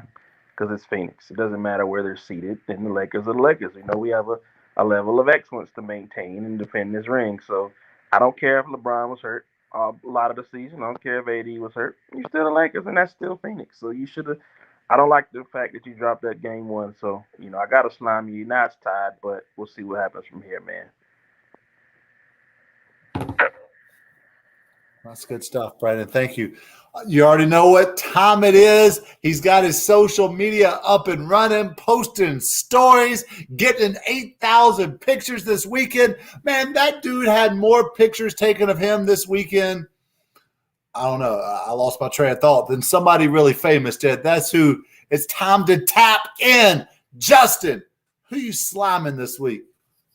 Well, first of all, I'm a Phoenix Suns fan, so I'm gonna need you guys to relax on my team. We know that we're a second team. We know we're playing the Lakers. We know you guys are good, and we, what I'm saying, we give you guys respect, but y'all gotta relax. You gotta relax. So I'm going to slime the athletes that are in my DMs, asking me how to get faster. Don't ask me that. Come to a session, and you'll find out. Impact Speed Training. Tap in. Appreciate it. Tell them get their butts on some low squats and do some power cleans and then come work out with you. That's how you get faster. It's real easy. It ain't hard. Work. That's how you get faster. Pep Man, finish this off because I've already talked about some knucklehead woman driving beside my driver's ed car, swerving on the wrong side of the road. Pep, send us off. Last slime of season 2. Hey, man. So here's my problem, man. We got to get people back to work because we got a problem. It was a Tuesday night, and I had a rare extra day off. So I was out late. I was trying to find, something to eat. So I'm thinking Tuesday night is during the week. You stop at a restaurant. It shouldn't take that long. Most people in bed. It was like 10:30. Man, I go to Cookout, long line.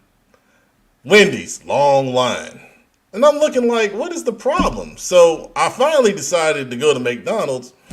And then the lady at McDonald's said, we're only serving nuggets, fries, and drinks. I said, what in the world? So I asked them, I said, what is going on? And she said, well, we only got like 2 or 3 people here. I mean, that's the fastest stuff we can cook. The other stuff, it takes a long time to cook, and we just don't have the staff. And you see, we got restaurants that are closed because we don't have people working.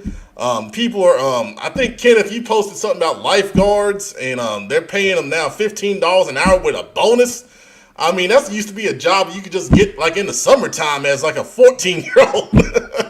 I mean, it's bad out here, man. We got to find a way to get people back to work, man, because I don't like waiting 30 minutes just for an order of nuggets and fries, man. We got to do better than this, man. Come on, America. Let's go back to work. Facts. God, don't get back to work. Let's go. All right. So, thank you guys for a great slime. Miss Moten, yeah, I know. Yeah, I know it does. But I was thinking, it's a Tuesday night, though, man. I'm like, what in the world? Good gracious. He was not out there trying to get nothing to eat. We know what you were doing. Pep was searching. He was looking for them runners. He was looking for them track stars. No.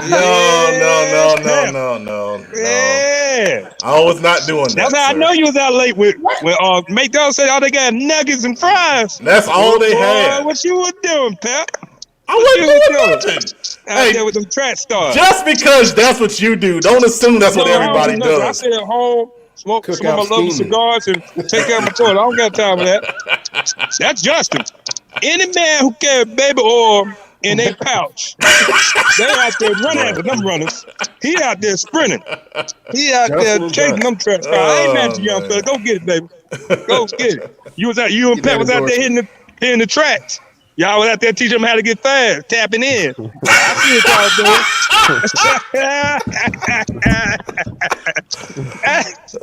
You set yourself up. You know you was out late and made those all the guys nuggets and fries. What you were doing? I was scheming. I think he lost his connection. Season 2, man. Season 2. In season 3, hopefully that connection gets a lot better. I hope it gets a lot better in season 3, man. All right. Anyway, all right. He's good. All right. So I'm gonna give each one of you a chance. What's your best memory of season 2 Football Focus Weekly? We'll come down the line. Queen, why don't you go first? Honestly, it was probably watching Matt Brown on the show. That, he's one of my favorite coaches. That's one of my favorite schools. So just being able to watch him give insight to these young fellas, it was really cool to watch. Awesome. All right. Producer, what was your favorite memory? I'm gonna go with the weekly controversies surrounding the CFI best or worst poll. That made for some interesting conversations. All from one all the way down to the bottom. So that was always some good discussion there. So I'm gonna go with that. Awesome. Mr. Tap In, what was your favorite memory? Man, it was a different season this year. Ball was played in the spring, so just seeing how these guys adjusted to playing, and they all competed this year. And Queen City Bowl too. Queen City Bowl is a great experience. So look forward to next year. And CFI, we're going strong. We're going harder. Thank you, Justin. Joe, what's your favorite memory, man? Hey, just kind of piggybacking off of what Justin just said. These kids, man, these kids brought us to life. They really put everything into the season, put all their eggs in that basket, and they rolled with it. And they got to be applauded for that. And I was just happy to be part of that and to see it. Absolutely, man. I appreciate you. Illustrious, what's your favorite memory? Probably me and Joe going at it. Hey, Pep in Love. That's been one of the best now. But like everybody said, I think when we started highlighting the coaches and these players, I love that. I love to see how CFI has grown and how everything that's going on now with it. So, yeah, I'm looking forward to staying around. Got a lot of things going on. Business is booming. Yes, sir. Kenneth, what was your favorite memory, man? Coach Phillips touched on it. I think it was seeing young coaches come onto our show, share their core beliefs, share their philosophies.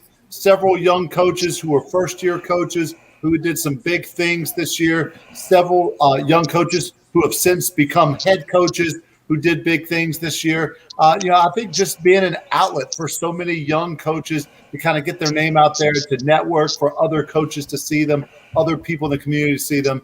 I think that was huge. Thank you, Kenneth. Guys, I got several memories I'm going to share real quick. The fall season, we got to cover the private schools. I thought that was awesome, along with getting down into South Carolina, some areas that we hadn't really been able to get to, obviously, with our focus on Charlotte. That was a great experience, getting to know those guys really well. The Catawba Ridge and Irmo playoff game with me and producer Brandon went. I thought that was a great experience. We got to experience rushes. We had to be very patient. We got our cheeseburger, Joe. I appreciate that recommendation, man. I still admit it was very, very delicious. That's a great memory.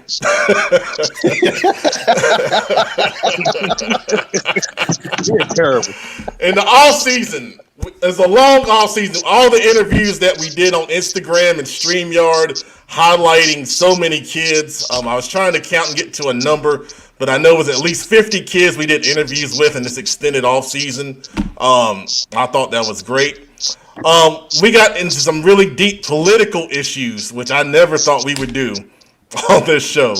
And I really hope we don't have to do that again. But we got into it with, the CMS, different issues and, city council and, trying to figure out if we were going to play and rules and mandates and all of this deep stuff and protesting and That kind of stuff is not normal. It's not normal, but we did a good job in covering it. That would be a great memory. The short spring season, was a challenge. A lot of guys only got 7 games. This is really a unique time in our lives that hopefully we don't have to experience again. But looking back, it was a good job by everybody. I want to shout out the coaches, the players, athletic directors had it really tough. Moving so many games around and coordinating them on turf fields. Great job for everyone in doing that. Playing football with masks. I hope we don't have to ever, talk about that again. I mean, my goodness. And then I want to salute every one of you guys on this show because I'm going to tell you something. To have the level of dedication that you guys have for what we do here, none of these guys get paid on a regular basis. We do this for the passion of high school football. Everyone on this panel has a full-time job in some type of industry. And they took time out of their Wednesday nights, their Friday nights to go to games. They spent their own money and gas in places to go and cover these kids. I'm going to tell you something. It takes special people to do that. And I appreciate every single one of you for everything that you've done this past season. And as you said, Billups, we are growing. There are some exciting things on the horizon. I'll share those things as they come about. And I'll just say it, there is national interest in this show to be put onto a platform that can be seen nationwide. That's very exciting. I'll have more details on that if we're able to work out the terms of that agreement. And that's a very exciting thing that someone, is really trying to do. So there's growth there. There's going to be growth opportunities as far as advertising goes. I have a lot of interest in that. And that's a testament to what you guys do every single week. And I appreciate every single one of you from the bottom of my heart. This is something that, is a passion of mine. It's a dream. A dream is becoming a reality. Thank you, parents. There were so many great messages that we received from the camp this past weekend. But all of this couldn't happen without you guys. This thing is about to take off. I promise you, I'm going to give you 110% every single day that I can do it towards this stuff to help these kids, to help these coaches, support these programs, and support you fans. Thank all of you guys. We really do appreciate it. For season 3 coming up, we're going to have a lot more exciting things. A new theme song that I'm going to enlist. No. No. That'll be double. That'll go double wood, though. Double wood. It's gonna be awesome.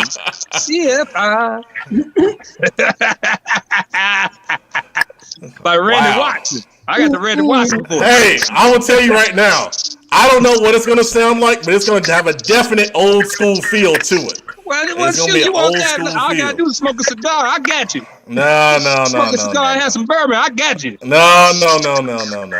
Give me such a beat, boy. I get up. Whoa. Make this thing go.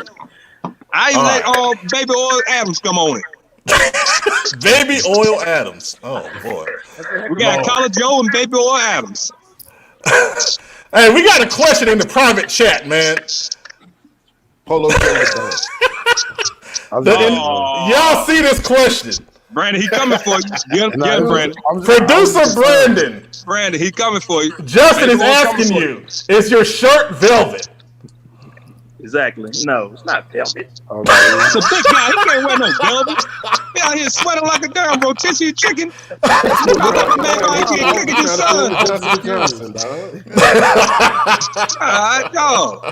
Nah, no velvet. Oh, it's man. very plain and 100%. That's Brandon, he doesn't have good. Let me stop. He might say something. I might hit him in the throat with my phone again. Velvet or no velvet, Phoenix still gonna lose.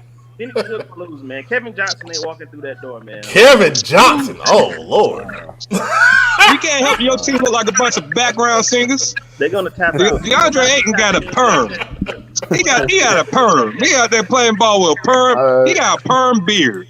Talking about if it isn't love. And that's how season 2 ends on Football Focus Weekly. NBA players with perms. I think that's a great time to end the show. We'll see you on July 7th. Hey, hold on now. We'll see you on July 7th, season 3. We're going to start it off with a bang. So just stay tuned. A lot of exciting stuff coming. DDP, bang. Baby oil free. Bang! Bang. Good night, everybody.